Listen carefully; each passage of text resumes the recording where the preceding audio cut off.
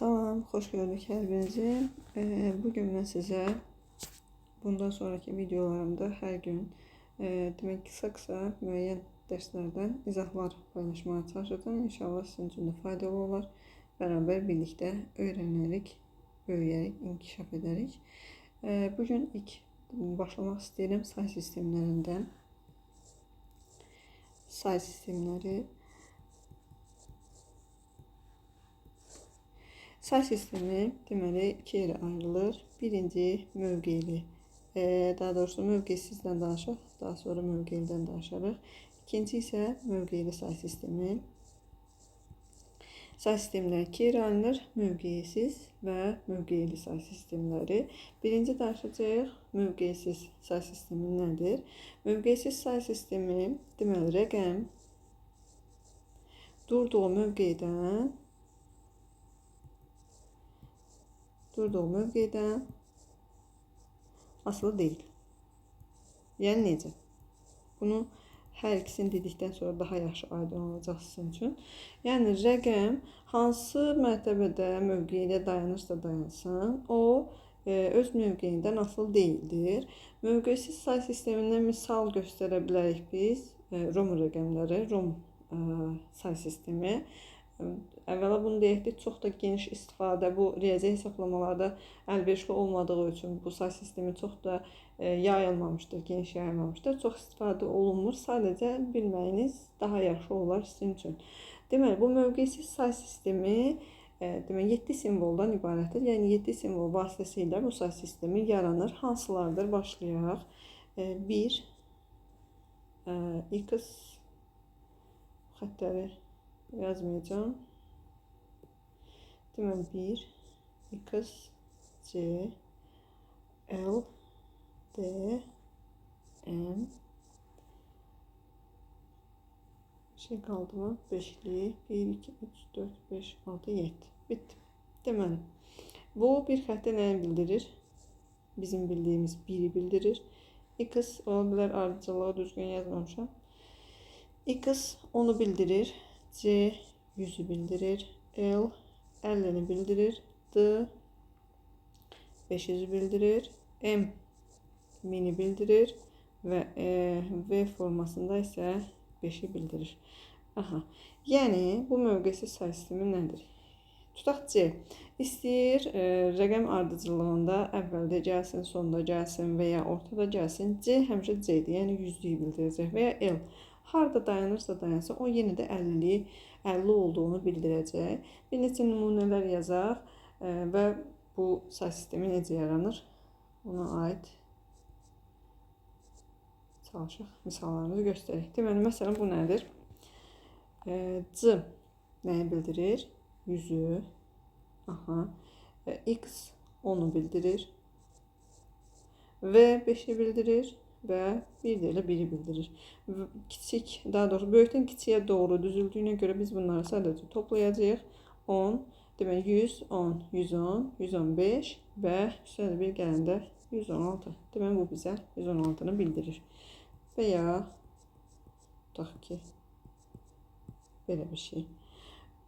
Onu da deyək ki, bu say sistemində belə təkrarlanma uzaq başı ən çoxu 3 dənə ola bilər. Yəni 3'dən artıq təkrarlanma getmir.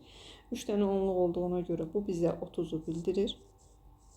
Bu 5'i bildirir. Bu da bizə 3'ü bildirir. Toplam 38'i bildirir. Başqa bir nümunə yazaq. Biraz çaşdırılandan olsun. Məsələn, belə bir şey. Aha, bayaqda yazdıqlarımız məsələn 2 nümunəmizdə böyükdən kiçiyə doğru düzülürdü. Burada isə necədir? Kiçik var, böyük var, kiçik var, böyük var və normal 5 var. Necə olur? Bu cür olduqda artıq burada necə olacaq? Burada diqqət edirik. C bizdə 100'lüyü bildirir və 100'lükdən qabaq 10 olduğuna görə çıxılır. Elədir 90. 1'i bildirir, amma X də onu bildirir. Yəni böyükdən əvvəl kiçik gəlirsə burada çıxma əməl aparılır. 9, bu isə 5 bildirir. Toplam neçə oldu? 99 üstəlik 5 gələndə 104. O qədər. Düz dedimmi? 3 nümunə göstərməyə çalışdım. İnşallah ki, sizlərə də aydın olar. Daha sonra isə keçək mövqeli say sistemi nədir? Mövqeli say sistemi deməli, mövqeli say sistemində artıq mövqesiz say sistemindən fərqli olaraq rəqəm durduğu mövqeyə görə qiymət alır. Bunu yazın. Mövqeli rəqəm durduğu mövqeyə görə qiymət alır. Xəttim bərbad ola bilər. Başa düşmədiklərinizə sual verə bilərsiniz. Kommentlərdə izləyəcəm çalışdığım qədərilə. Deməli, rəqəm durduğu mövqeyə görə qiymət alır. Yəni, burada nə yaranır? Artıq mərtəbələr yaranır. Mövqesiz say sistemində, yəni artıq bu ROM, bayaqki misallarımızda, bayaq dediyim kimi, əvvəl qeyd etmişdim. Yüzlük harada dayanırsa dayansın. Sonda, əvvəldə, ortada yenə də o yüzlüyü bildirəcək və ya x, yəni onluq onu bildirəcək. Amma burada isə elə deyil. Deməli, bu hal-hazırda bizim hesablama apardığımız bu say sistemi onluq say sistemidir və mövqeli say sistemidir. Deməli, bu onluq say sisteminin də yaranması üçün 10 rəqəmdən istifadə olunur. Hansılardır? Yəni, bunlar bizim rəqəmlərimizdir. Bu rəqəmlər vasitəsilə artıq biz ədədlər yaranacaq, yəni onluq say sistemləri yaranacaq. Bir nümunə deyək. Məsələn, belə bir şey olsun. Bir 7 yazmaq xırda. Fikrimi çatması üçün. Deməli, 7 rəqəmi oxuyaq əvvəlcə. 6 rəqəmli bir ədəddir. 567.897. Burada artıq rəqəm durduğu mövqedən asılıdır. Məsələn, yəni nə demək istəyirik sizdə? Yəni bu cümlə nə demək istəyir bizə? 7 burada dayanıb, eləmi? Bu bizdə hansı mərtəbədir? Təklik mərtəbəsi. Sondan əvvələ doğru gedirik də. Bir də burada 7 burada da dayanıb. Burada da 7 təklikdirmi? Yox. Buradakı 7 artıq başqa bir mərtəbəni bildirir. Necə?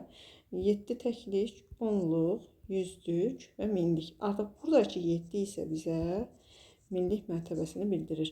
Yəni, rəqəm dayandığı mövqeyə uyğun qiymətini alır. Bu da bizim mövqeli say sistemimiz olsun. Hər ikisindən danışdıq. Qısa olaraq bir vaxtımız varkən sizə natural ədədlərdən də bir-iki cümlə deyək və videomuzu saxlayaq. Natural ədədlər nədir? Natural ədədlər. Normalda xəttim biraz yaxşıdır, amma burada çox bərbad alınır.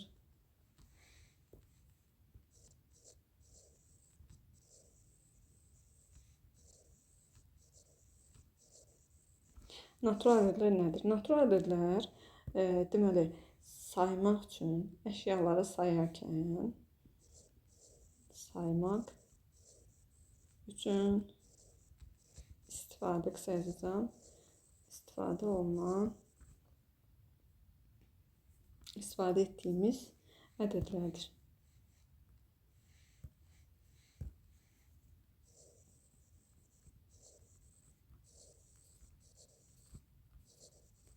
Yəni, necə?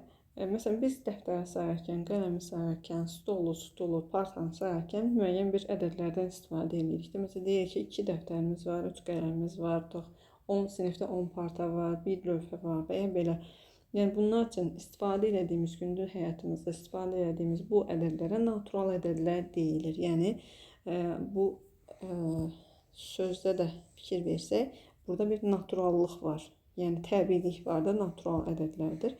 Natural ədədlər işarə olunur, böyük N hərfi ilə işarə olunur. Ən kiçik natural ədədimiz 1-dir.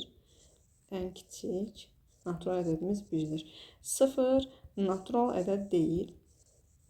Bunu uşaqlar çox qarışdırır.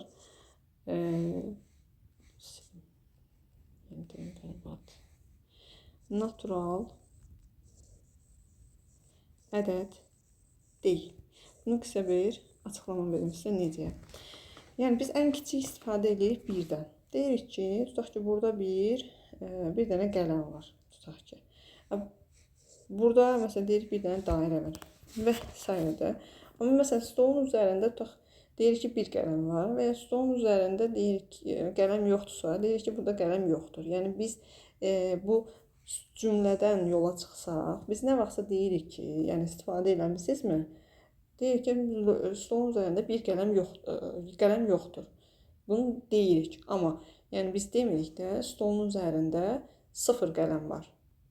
Və ya yəni biz otaqda 0 lövhə var. Tutaq ki, sinif otağında 0 uşaq var.